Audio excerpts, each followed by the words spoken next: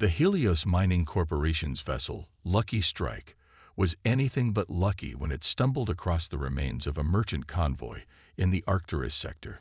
Captain Sarah Chen stood at the bridge viewport, her weathered face illuminated by the debris field's ghostly glow.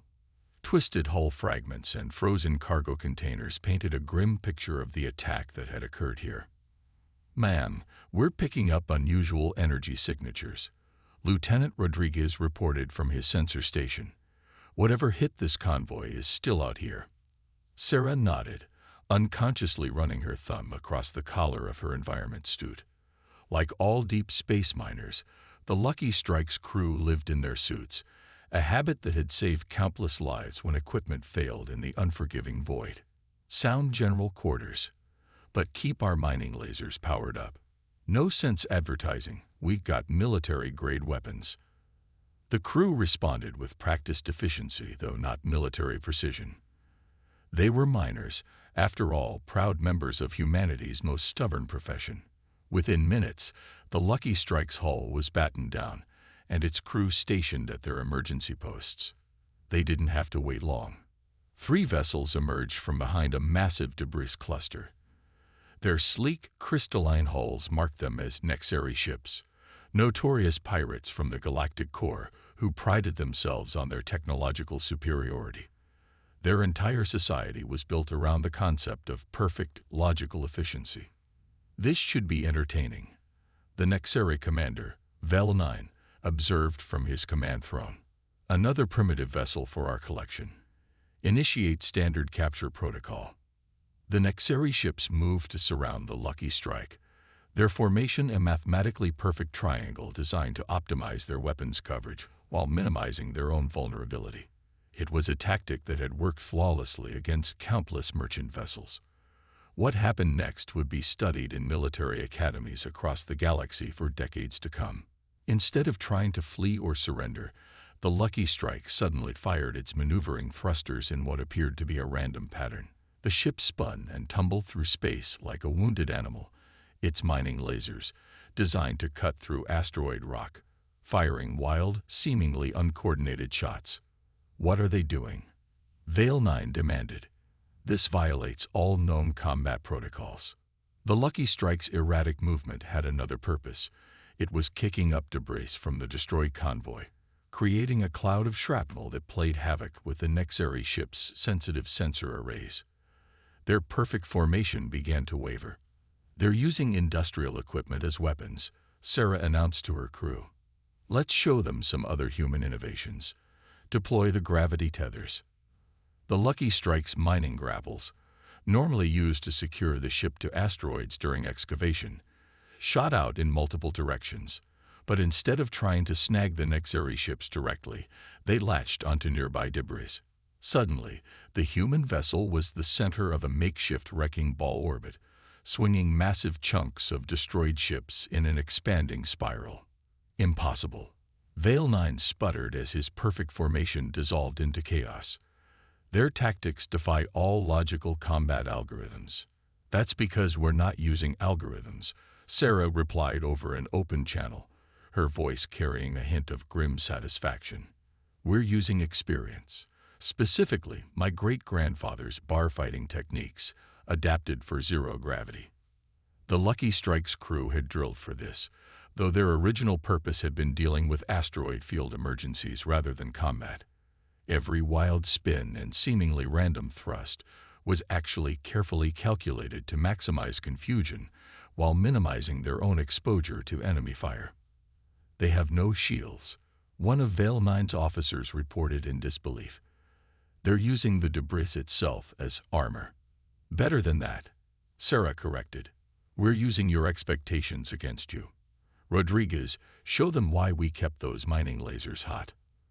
The Lucky Strike's industrial cutting beams lanced out again, but this time they weren't aiming for the Nexari ships. Instead, they struck specific pieces of debris at carefully chosen angles. The superheated metal exploded into clouds of plasma and shrapnel, creating a cascade effect through the debris field.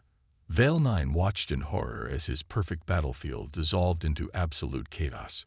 His ship's automated targeting systems, designed to track logical flight patterns and standard evasive maneuvers, were overwhelmed by the seemingly random movement patterns of both the human vessel and the debris it was manipulating. "This isn't warfare," he protested. This is mining." Sarah finished for him. "And let me tell you something about miners. We've been dealing with Murphy's Law since humanity first dug into the earth. Everything that can go wrong will go wrong. We don't survive by following protocols. We survive by adapting." The battle reached its climax when the Lucky Strike executed what would later be termed the Newton's Cradle maneuver. Using its gravity tethers and the debris field, the human ship created a chain reaction of collisions that sent a massive hull fragment careening into Vale 9's flagship. The impact wasn't enough to destroy the advanced vessel, but it did crack its crystalline hull. A psychological blow as much as a physical one. "Full retreat," Vale 9 ordered, his voice hollow. We cannot compute an effective response to this combat style." As the Nexari ships fled, Sarah finally allowed herself to relax slightly. Damage report. Superficial hull scratches, 2 broken coffee mugs in the mess, and Henderson's lucky cap got singed, Rodriguez reported. "But ma'am, we've got another problem." The Nexari transmitted footage of this encounter to their central command before they bugged out. Sarah sighed, already imagining the political fallout. Humanity had been trying to join the Galactic Council for years, attempting to prove they were civilized enough for membership. A mining vessel using improvised tactics to defeat advanced warships might not help that cause. "Well," she said finally, "at least we're alive to deal with the consequences. And maybe this will teach them something about underestimating primitive species." "What do we do now, Captain?" Rodriguez asked. Sarah looked out at the debris field, already calculating how they could salvage some of the valuable materials. Even in victory, a miner's practical nature never rested.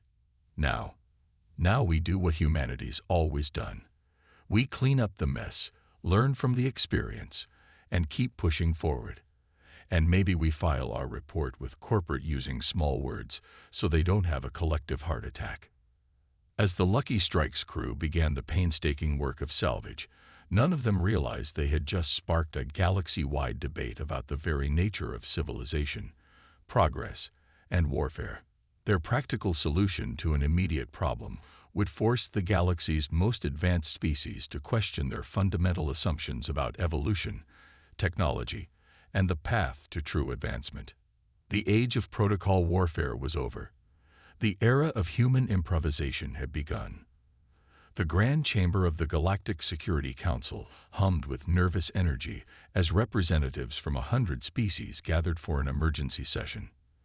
The massive holographic display in the chamber's center showed footage from the Lucky Strike incident, playing on a continuous loop. High Counselor Vexerai, a towering Cerebian whose crystalline form caught and reflected light in dazzling patterns, called the session to order. "We are gathered today to address a matter of grave concern. The species known as humans have demonstrated capabilities that, well, perhaps it's best if we begin with Ambassador Tulara's analysis." Tulara, a meridian whose liquid metal form rippled with anxiety, floated to the center platform. Behind her, the hologram showed the Lucky Strike executing its infamous debris field maneuver. "Distinguished colleagues," she began, "what you are witnessing breaks 17 different established laws of combat dynamics. The humans transformed a civilian mining vessel into an effective warfare platform using only industrial equipment. And she paused, her surface rippling in distress. Improvisation.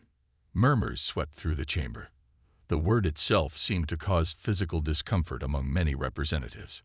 "Impossible," shouted Representative Kesdek of the Hive Collective. "Combat effectiveness requires generations of refinement, perfect coordination, and standardized protocols. These humans are using randomness as a strategy." "Not randomness," corrected Dr. Shen, the human observer allowed to attend the session.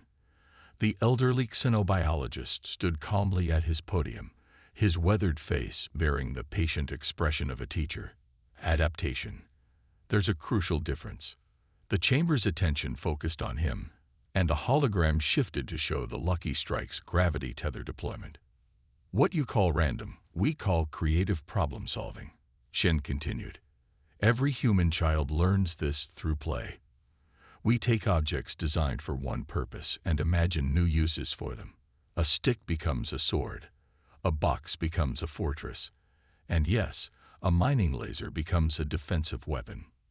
But that's so inefficient, protested Administrator Pax of the Logical Concordat.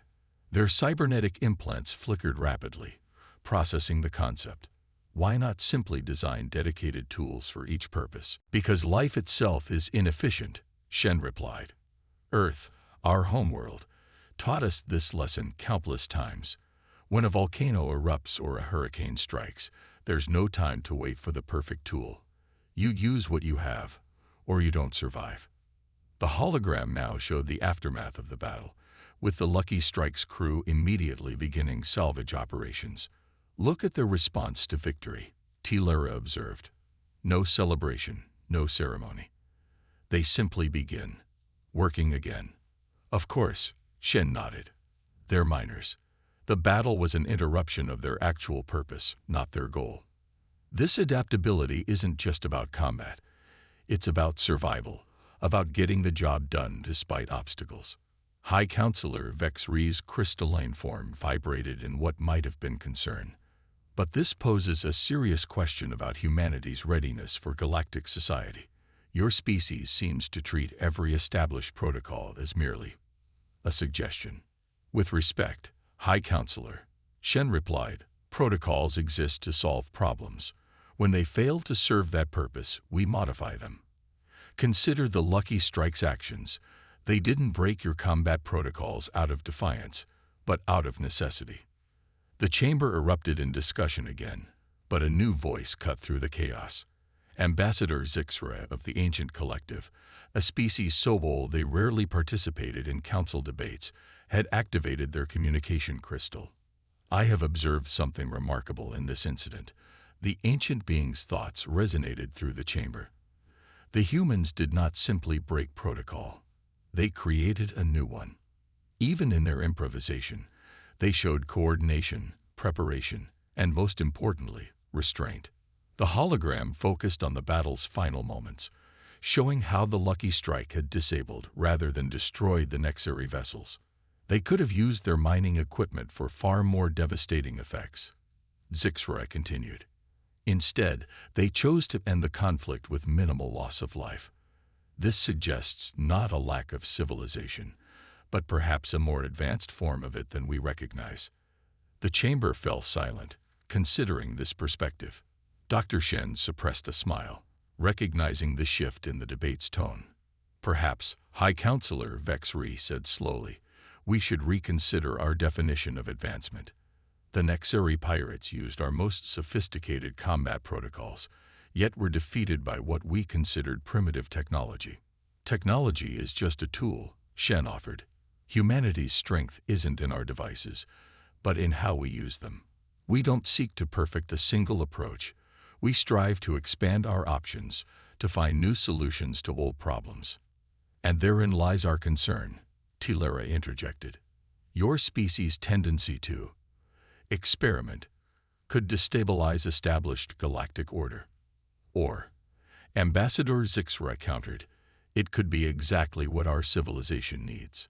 Stagnation is its own form of entropy. The debate continued for hours, but a new understanding was emerging. Humanity's apparent chaos concealed a different kind of order, one based not on rigid protocols but on fundamental principles adapted to changing circumstances. As the session concluded, High Counselor Vex Ree made an unprecedented announcement. We will establish a joint training initiative between human space mining crews and our various defense forces, not to teach them our protocols, but to learn from their adaptability. Dr. Shen sent a brief message to Earth, incident classified as diplomatic success. Recommend sending more miners. As the council chamber emptied, The hologram played one final loop of the Lucky Strikes battle. In the recordings, some began to see not chaos, but a dance, one choreographed not by programs or protocols, but by the ancient rhythm of survival itself.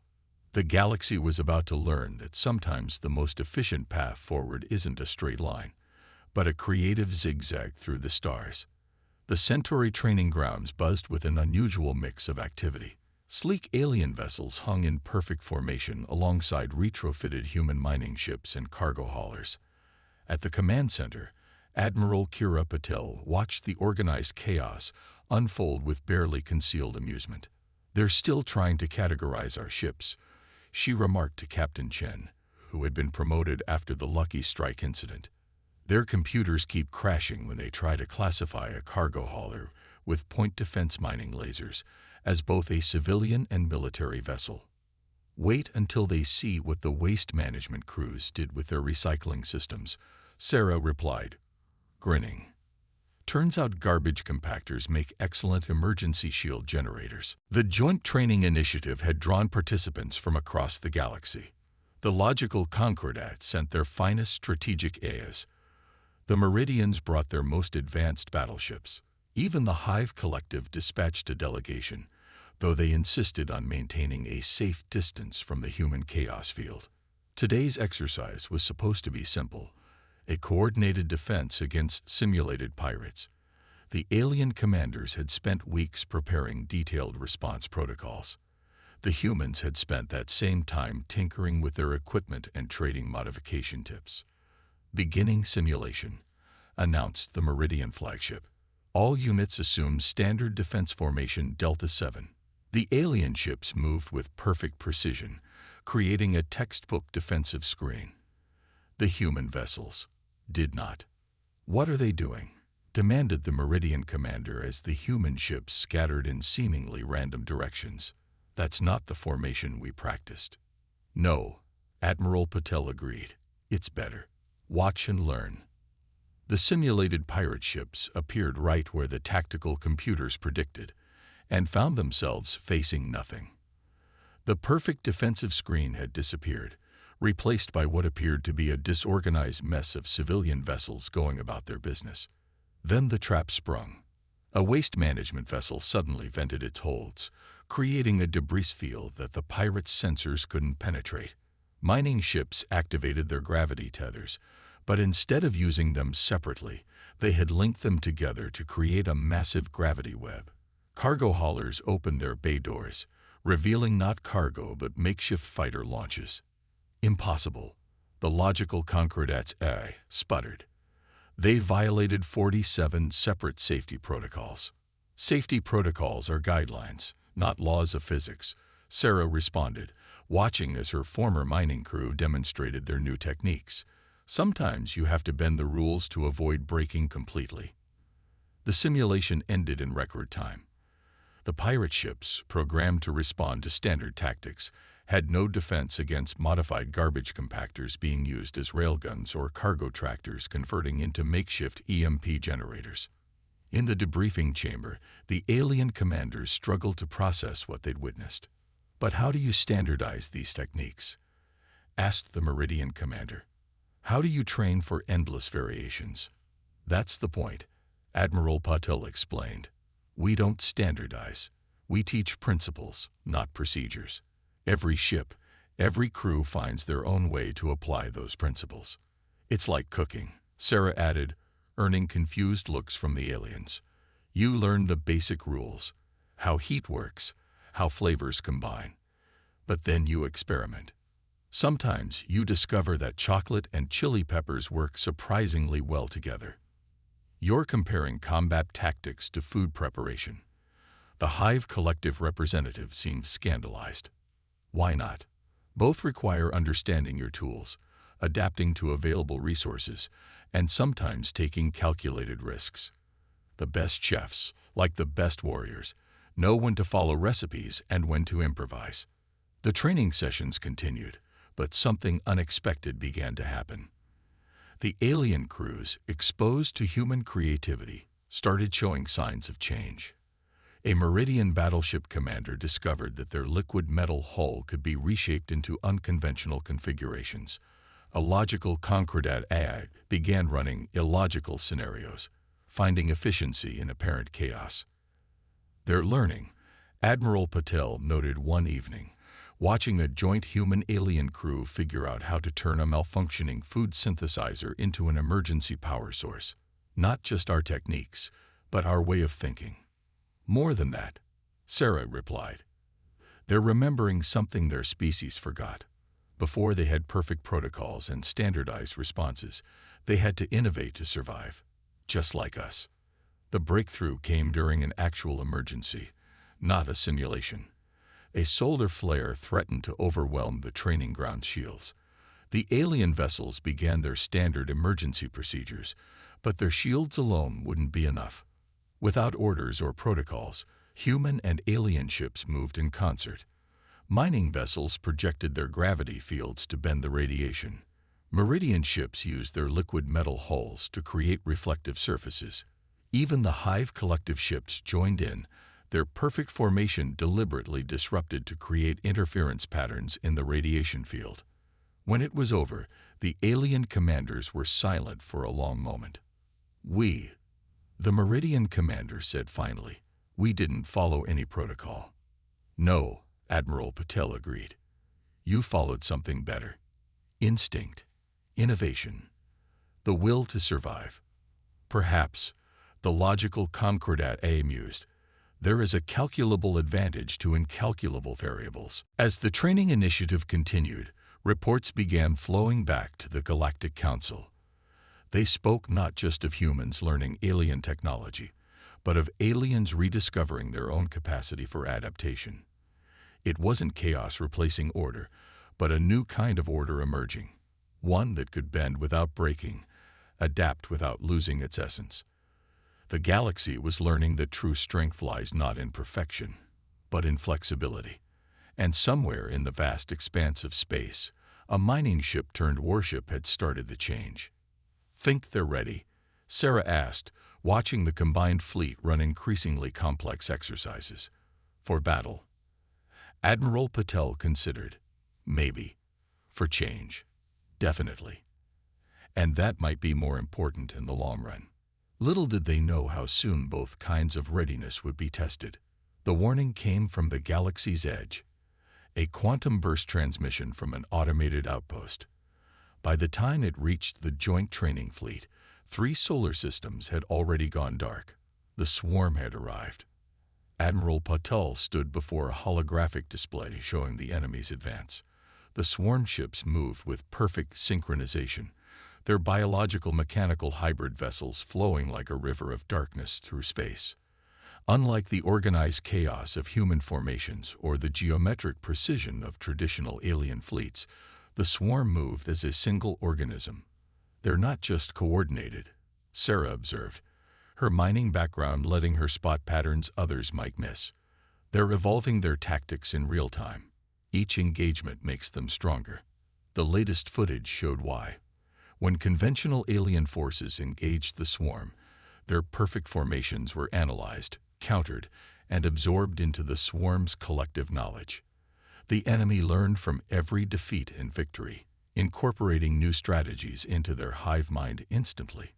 Traditional tactics are worse than useless. The Meridian commander's liquid form rippled with concern. They're actively helping the enemy improve. Then we don't use traditional tactics, Admiral Patel decided. We do what humans do best. We change the rules of the game. The joint fleet mobilized, but not in any way the galaxy had seen before. Human mining ships flew alongside Meridian battlecruisers. Logical Concordat AI vessels integrated with retrofitted cargo haulers. Even the Hive Collective, seeing the threat of a superior hive mind, committed their forces to this unconventional alliance. Their first engagement with the swarm came at the Proxima boundary. The enemy approached in their usual perfect formation, expecting to analyze and counter whatever strategy the defenders employed. They found chaos instead. Launch Operation Deathworld Dance, Admiral Patel commanded, the name suggested by a junior human officer with a sense of humor. The joint fleet exploded into action. Mining ships activated their gravity tethers, but instead of using them as weapons, they created a complex web of gravitational eddies. Meridian ships flowed through these distortions, their liquid metal hulls breaking apart and reforming in patterns that defied prediction. They can't analyze what they can't predict. Sarah transmitted to the fleet. Every ship, execute your random sequence now. Each vessel in the joint fleet had been given a unique set of maneuvers and tactics, designed specifically to be illogical. Human cargo ships released clouds of reformed industrial nanites that the Meridians had modified. Logical Concordat AIs ran programs deliberately designed to produce random outcomes. Even the Hive collective ships moved in deliberately uncoordinated patterns. The swarm faltered for the first time in recorded history. Their predictive algorithms are failing, reported the Logical Concordat AI. They cannot establish a pattern to counter. But the swarm was far from defeated. It began to adapt, trying to find order in the chaos. That's when the defenders unveiled their second layer of strategy. Phase 2, Admiral Patel ordered. Show them why evolution on a death world teaches you to never be predictable. The seemingly random movements of the fleet suddenly shifted. What appeared to be chaos revealed itself as a complex dance, but one where every partner was performing different steps. Human mining lasers cut precise patterns in space, creating gravitational lenses that the Meridian ships used to bend their energy weapons around impossible angles. Cargo haulers that appeared to be fleeing were actually positioning themselves for synchronized mass driver attacks. Impossible. The swarm's first and only transmission echoed across space. Your tactics violate all known principles of combat evolution. That's because we're not evolving to fight. Sarah responded, her mining ship executing a maneuver that would have made a stunt pilot proud. We're evolving to survive. There's a difference. The difference became clear as the battle progressed. While the swarm tried to analyze and adapt to each individual tactic, they couldn't grasp the underlying principle that there was no single pattern to adapt to. Every ship in the joint fleet was fighting its own battle, yet somehow contributing to a larger strategy that emerged from the chaos itself. They're retreating, the Meridian commander announced, surprise evident in their rippling form. The swarm is actually retreating. But Admiral Patel's expression remained grim. They're not just retreating. They're learning. And next time, they'll be ready for this level of chaos. Then we'll have to be even more unpredictable, Sarah said, already sketching out modifications to her ship's systems. Good thing humans have plenty of experience with escalating situations. The victory at Proxima Boundary would enter galactic history as a turning point, but not just in the war against the swarm. It marked the moment when the galaxy's civilized species remembered something crucial about evolution. That true adaptation isn't about becoming perfect, but about becoming versatile. As the joint fleet regrouped and began preparing for the next encounter, Admiral Patel received a message from the Galactic Council. They had been monitoring the battle, and their response was unprecedented. Proceed with all necessary modifications to fleet protocols. Authorization granted for full human innovation integration. May whatever gods you believe in help us all. Sarah looked at the message and smiled. They're finally getting it. Sometimes the best protocol is no protocol at all. The war was far from over, but something had changed in the galaxy's understanding of progress. The swarm had evolved toward perfect order, but they were about to learn why life on Earth had taken a different path, one where chaos and order danced together in an endless spiral of adaptation. The next battle would determine not just military supremacy, but which path of evolution would shape the galaxy's future. The swarm's return was neither swift nor subtle. They emerged from deep space transformed, their ships now shifting between crystalline formations and fluid movements. They had learned from their defeat, but in doing so, they had made a fundamental mistake. They had tried to copy chaos instead of understanding it. Admiral Patel watched the enemy's approach on the holographic display aboard the newly christened flagship, Evolutionary Edge, a hybrid vessel that combined human ingenuity with the best of alien technology. "They think they've figured us out," Sarah observed, now serving as the fleet's tactical advisor. "Look at how they're mimicking our random patterns from the last battle." "But that's not really what makes humans dangerous, is it?" Admiral Patel smiled. "Rodriguez, show them what the mining crews came up with during their maintenance work last week." What followed would later be described in galactic records as the symphony of organized chaos. The Joint Fleet had spent the intervening time not just preparing tactics, but developing an entirely new approach to space combat. Human mining ships had taught Meridian vessels how to use their liquid metal forms to create temporary wormholes, a technique born from a drunken discussion about how black holes affect light.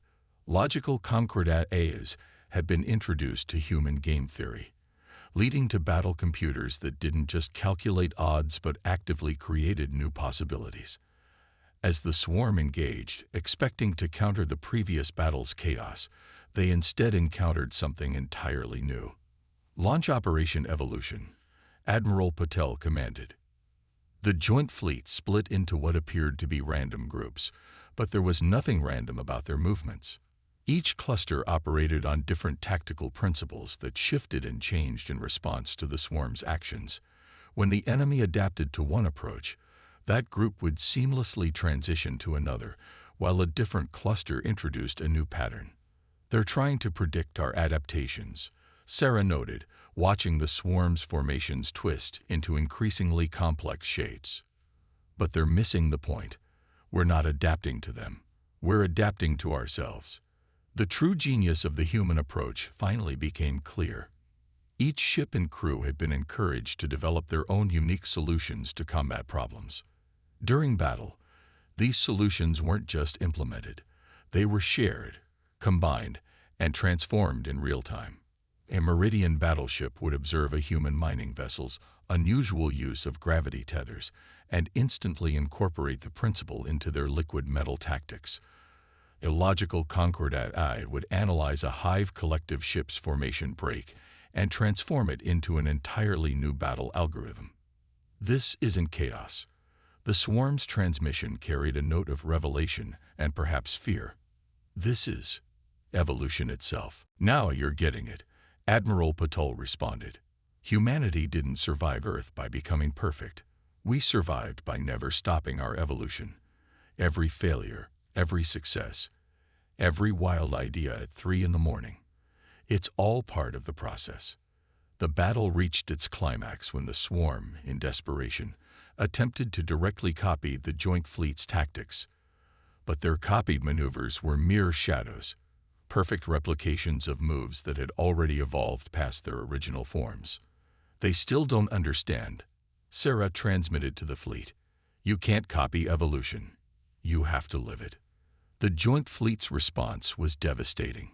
Every ship executed maneuvers that built upon and transformed their previous tactics.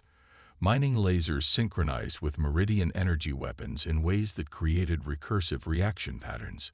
Gravity tethers combined with eye-controlled debris fields to form temporary solar lenses that focused the power of nearby stars. The swarm's perfect coordination began to break down. Their attempts to adapt came too late, too calculated, too focused on finding the pattern in chaos rather than embracing chaos as the pattern. When the end came, it wasn't with a dramatic explosion or a heroic last stand. The swarm simply stopped. Their ships hung motionless in space, their unified consciousness apparently trapped in a logic loop trying to comprehend what they had witnessed. Hours later, a final transmission reached the Joint Fleet. "We understand now. Perfect adaptation is not perfect replication. We must reconsider our evolution." The swarm retreated, not as a defeated enemy, but as a civilization that had encountered a fundamental truth about the universe. Perfect order wasn't the pinnacle of evolution. It was a dead end. In the aftermath, the Galactic Council convened an emergency session. But instead of debate, they witnessed something unprecedented. Species after species came forward with stories of their own evolutionary paths, of forgotten histories where their ancestors had embraced chaos before seeking the comfort of order. Perhaps, High Counselor Vexri announced, It is time for our civilization to evolve again, not toward greater order, but toward greater possibility. The changes that followed would reshape galactic society. The rigid protocols that had governed development for millennia were rewritten not as rules but as guidelines. Innovation was no longer seen as a disruption to be managed, but as a force to be channeled. Aboard the Evolutionary Edge, Admiral Patel found Sarah in the observation deck, watching ships of all species practicing decidedly non-standard maneuvers. "You know what the best part is?" Sarah asked, gesturing to the organized chaos before them. "None of this was our end goal. We weren't trying to change the galaxy.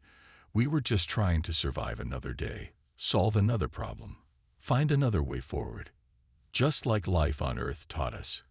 Admiral Patel agreed. Evolution doesn't have a destination. It's all about the journey. And somewhere in the vast darkness of space, the swarm began its own journey of rediscovery, learning what humanity had known all along, that true strength lies not in perfection, but in the endless dance between chaos and order, between tradition and innovation, between what is and what could be. The galaxy would never be the same. And that, after all, was the point.